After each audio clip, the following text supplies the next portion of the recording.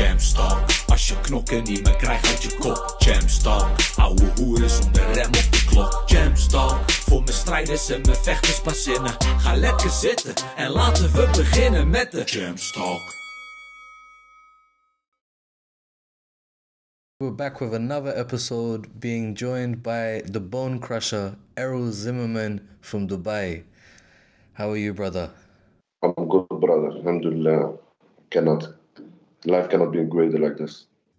Fresh off a win back in the K1. Was that what you anticipated? Yeah, the fight was okay, but I really was not satisfied because I got a new opponent.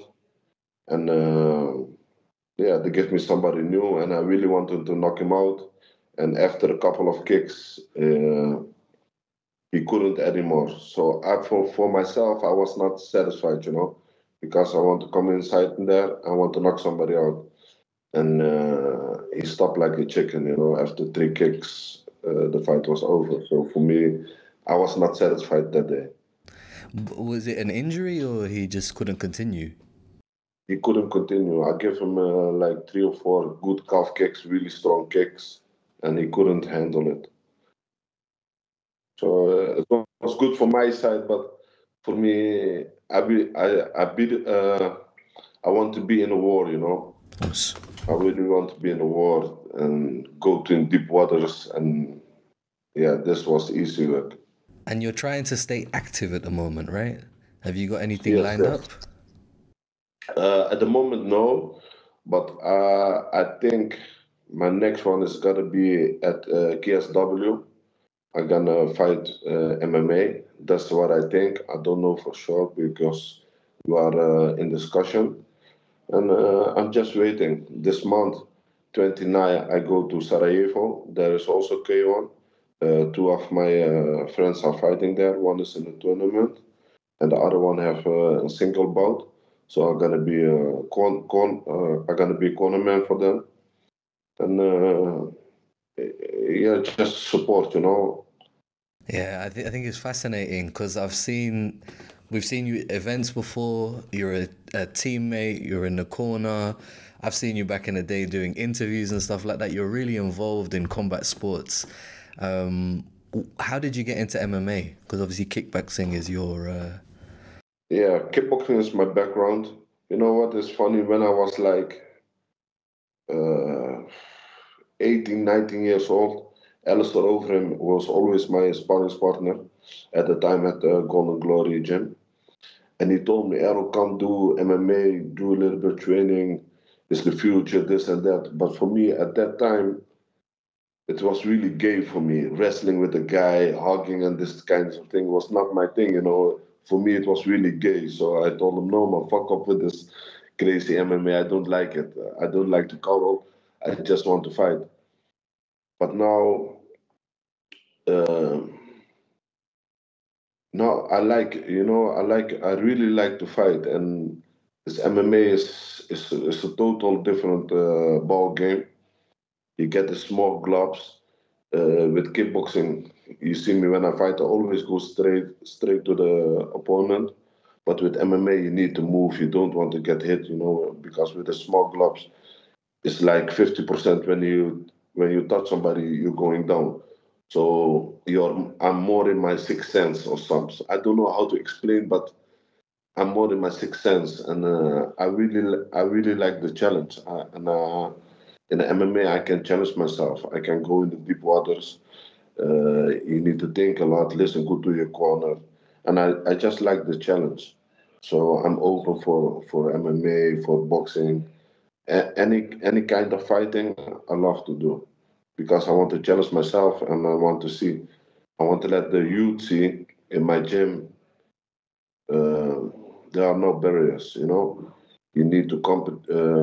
I am my own competition.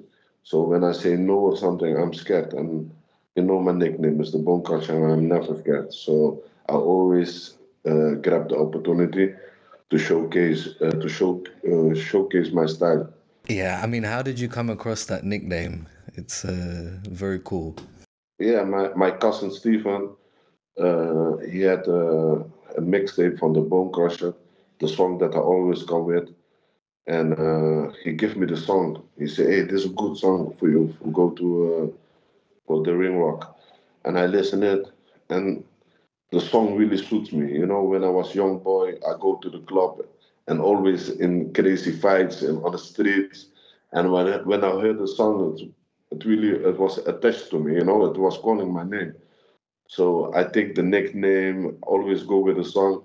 You know, and last time with the K1 when I fought in Romania, I give them the song, and then I'm waiting to go to the ring, and they put other music on. I was really from her. What the fuck is this, man? Come on, it's not my music, but you know you need to channel yourself and go to the ring. So I thought really okay, this is the song, let's go. But it really took something for me because it was not my song, and you need to put yourself in emotion. What kind of music do you listen to when you're training? I mean, apart from that song, what kind of motivates you to get moving? Everything, everything.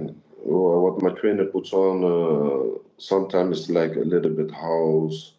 I will be from everything. It doesn't matter.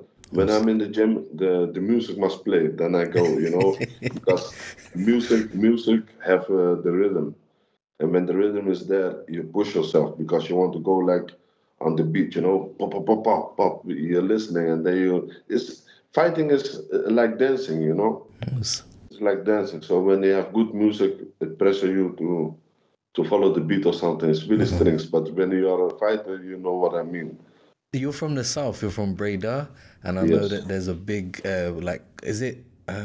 It was just recently, like for a whole week, carnival, everyone's partying. Yeah, the football there.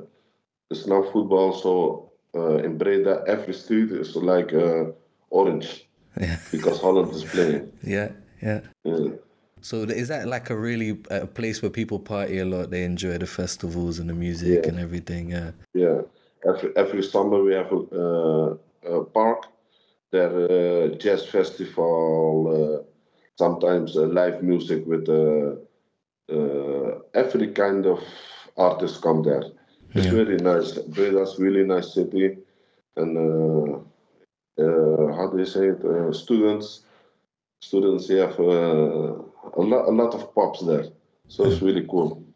And that's also where your gym is, your Hammers Yeah, gym. Hammer Gym in Breda. Yeah, I think it's one of the best gyms in the world. My trainer also one of the best trainers around the world. He just traveled a lot to America, giving seminars there. I'm really blessed, you know. My first trainer was Case Basins. That I started when I was 11 years old. And after that, I go to Cor Hammers and Roman Dekkers. But first, I go to Roman.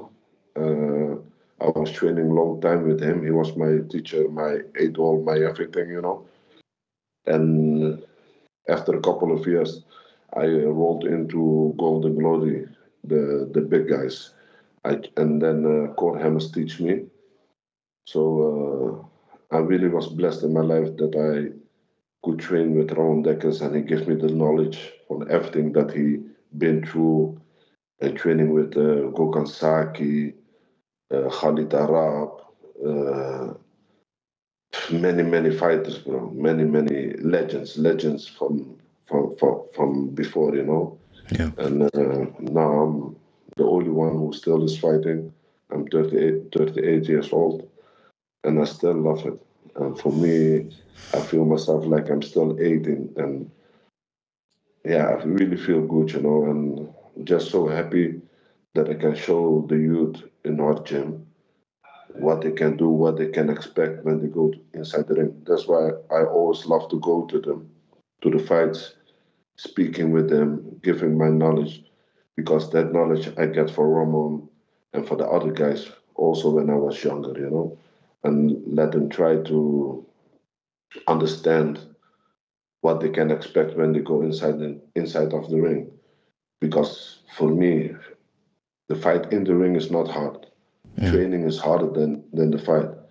And how I say, um, when you know this, when you know the training is harder than the fight, you can unlock it and you can see a lot of things. So that's what I trying to give the youth now. Yeah, so that's amazing. So you're really like you're taking on that like role in the gym where you're the guy who's everyone's looking at and saying this is where the experience is and the knowledge is. When you But were younger, not only me, because oh, of course, we are all the same in the gym. yeah, It's not because I did a lot of things. I'm the boss or I'm the sensei. No, no, we are all no, the no, same. no, I fought K1 or there, but I tell them, listen, always stay humble. We are all the same. You are not more than me, and I'm not more than you. We are yes, all human. We are all normal human beings, and we all want to fight and give the audience something nice to see. And that's what I told them. When you're inside of the ring, you have 9 minutes. 9 minutes you can show yourself. Take this opportunity and show yourself. Because a lot of the young guys now, they getting stressed. Or I'm fighting an infusion, or I'm fighting at Glory, or I'm fighting K1, or it's a lot of pressure.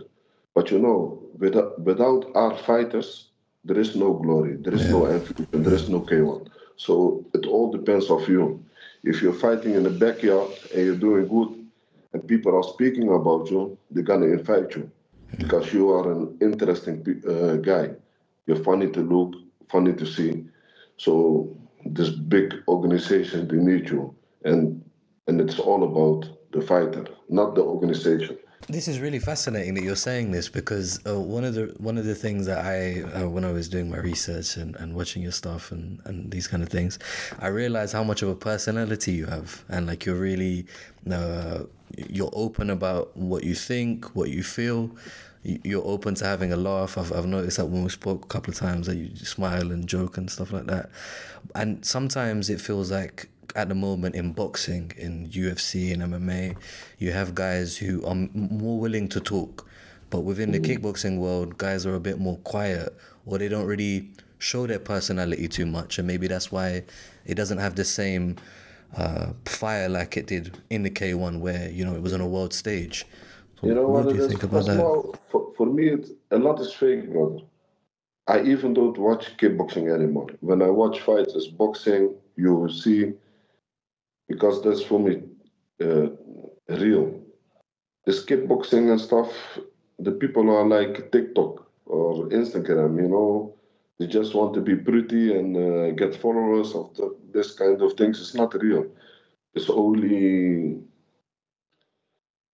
yeah, I don't know. I don't know how to explain, but for me, it's fake. It's fake. But do you mean like the the the social media side of it as opposed to the Yeah, actual fighting itself? yeah. A lot of people talk, and when they go inside of the ring, they do nothing. Yeah. They're blocked. They're speaking.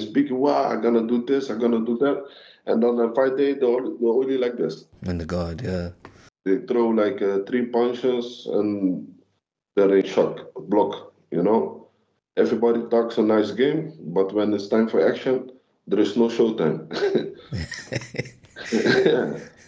No, but that's one thing when you look up your highlights and your fights, you can really see that you are going for it. And I mean, you've got I think close to 40 KOs and stuff like that, and you're willing to take a risk. And that's only professional, brother. I have also a lot of amateur fights. I Was have many, many, many knockouts. I have over 100 fights, 100%. So this what is reading on Wikipedia is only professional fights. was So I come with a lot of experience. I'm, you know, Cor Hemmers, Ramon Dekkers, my management at that time, Bas Boon. I was really, how do you say it, an explosive guy. I was in every place. Wow, wow, wow. And then they teach me stay humble, have respect for everybody, stay calm. I have a lot of energy.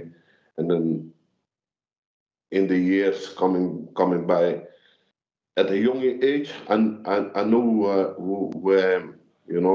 And yeah, I fed up to this person now. So yeah, I know really who I am, and I'm happy with myself, happy what I did.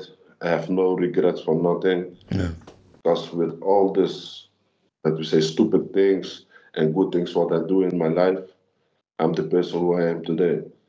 No, and I mean, there seems like there's going to be exciting things to come from you. So there's been a few things like this thing with Raimi. I think that you're gunning for another Rico fight. I mean, are you just having fun fights or? No, bro. Let me say, I'm warming up for Rico. I want to lose like 10 kilos more. I want to fight like my old days when I was fought with Raymond Boyarsky. I was like 105, 108 kilos. So I need some tune-up fights to come at the. I'm there already, but I need some more rhythm, lose my weight. You know, when I last time fought Rico, I got injured, and I need my revenge. We fought now 3 times. The first time I give him a heavy knockout. The second one he win on the points, and the third one I get injured. And I've been away from the sport. Glory didn't call me for a new contract and stuff. For me, they backstabbed me, you know. But you were on like the first Glory show, right? Like you were on the first Glory shows. Brother, we started Glory, bro. Yeah. We started it, and after a time they didn't call me and this kind of things. Maybe because I got injured, they never called me. How are you doing? How's your injury? You know, when they need you, they come to you. When you get injured, nobody call you. So I wanted to tell all the fighters around the world, always take care about yourself, because when you at the light, take everything what you can. Yeah. Because when you're down, nobody is coming to pick you up or gonna help you, you know. So now I need to take care of myself. I do what I want.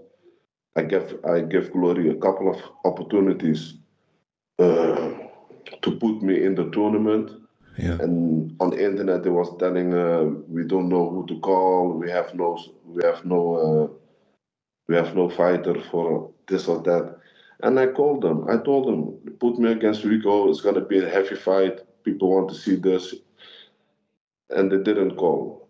Like in the couple of years, how many times a heavyweight fall out? They know me. It's one call, send the contract, and I'm there. No. But they're scared. They're scared over there. They don't want the champion to lose. That's why Jamal is not fighting. That's why I'm not fighting there. Because we are a danger for Rico, you know.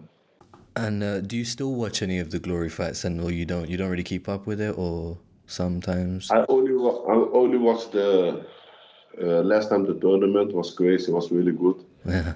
My countryman, he won the tournament, so I was really happy for him. But I watch only some of the fights, not all, because not all of them, yeah. No, the cards are not so good. Yeah. You see, when you go to Glory, the events are even not sold out like before. So only when there are fun fights, I go to watch. Yeah. So how did you end up fighting in the K1 again? And one thing I've been noticing when I was just looking stuff up, that you travel a lot. Like you travel to a lot of different organizations. You're fighting around the world, and it looks like obviously kickboxing is based largely in Holland, but around the world people are slowly, or maybe not even slowly, but it seems to be very popular or getting more popular nowadays. What can you say about that? Before it was more popular, there were a lot of fights, a lot of organizations.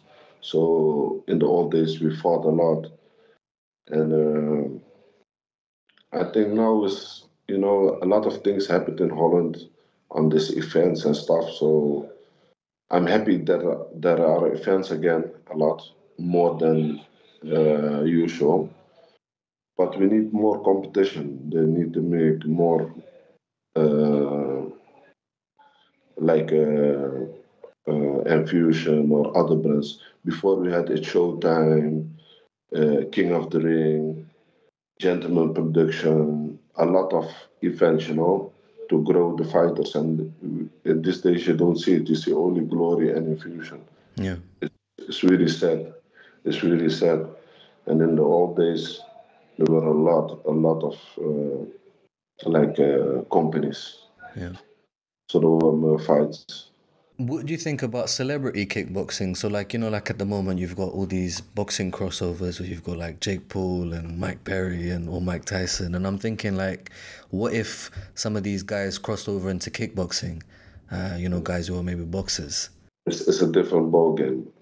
like I get it. With boxing is easy because you only need to focus on your hands, Was But kickboxing is a whole different ball game, and it's not for everybody, brother. It's not for everybody. It's the same if you do MMA, celebrity MMA.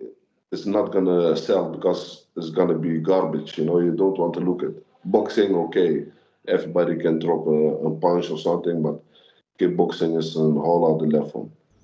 okay.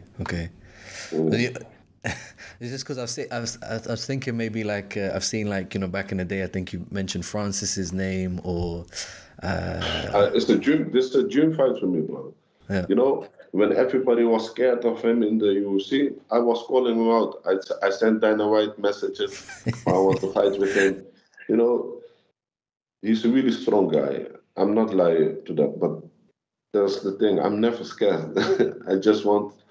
I want to run to the fire, and he is really fire. So it would be a really nice fight. Yeah, for sure. Are there any other names apart from Rico or Francis, like who were on your radar, or anyone that you in an ideal world that you'd like to fight? Brother, I had nobody, never on my radar. I was the radar. When I fought with Rico, who was he? I gave opportunities. Nobody was a name. I was always the name.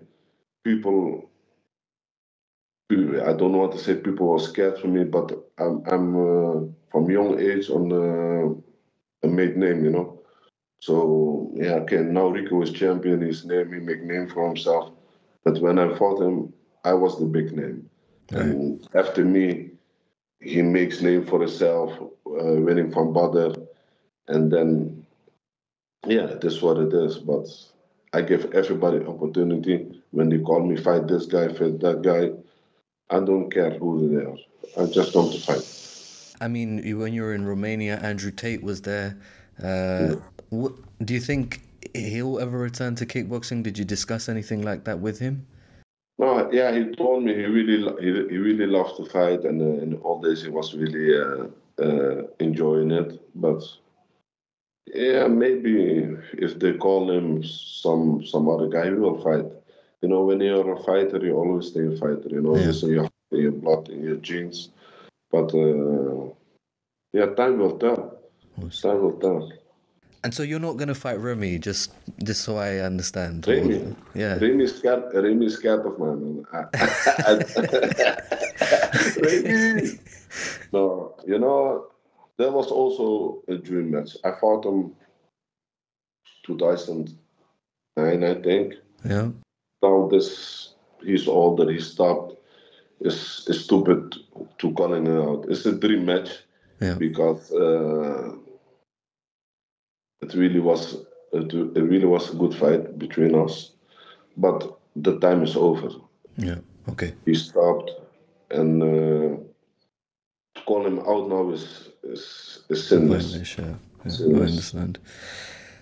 How do you think kickboxing has changed since when you first started? I mean, you've had Ramon in your corner, ferocious guy. Your teammates, all of the guys you've mentioned, just fight so aggressively, so technically. But when you look at kickboxing now, and you see the guys that you're getting matched up against, or you're watching, what do you think? Has the level changed? I think people get soft, bro.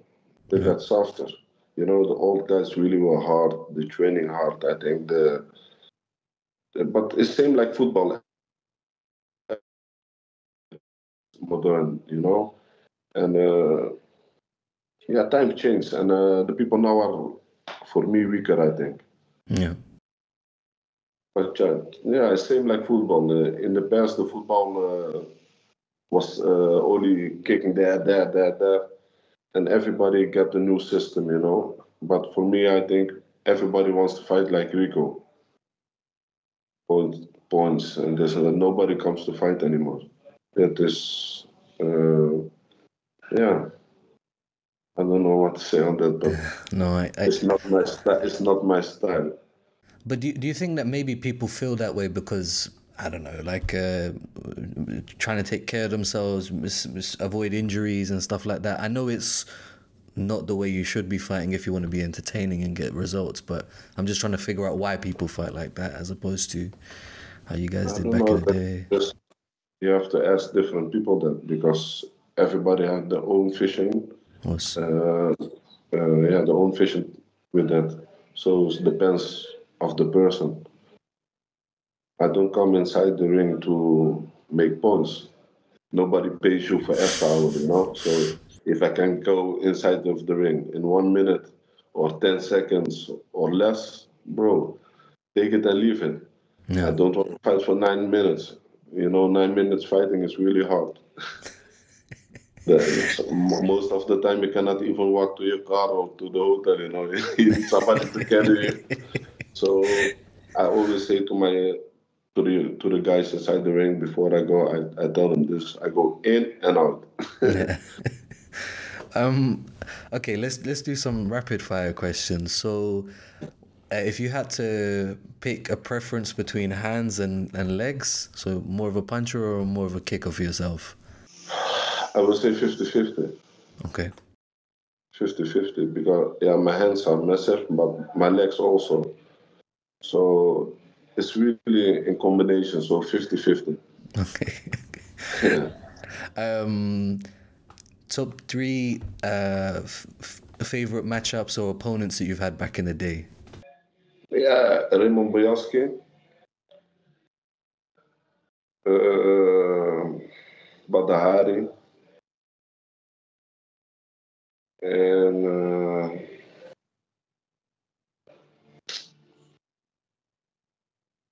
which was also good.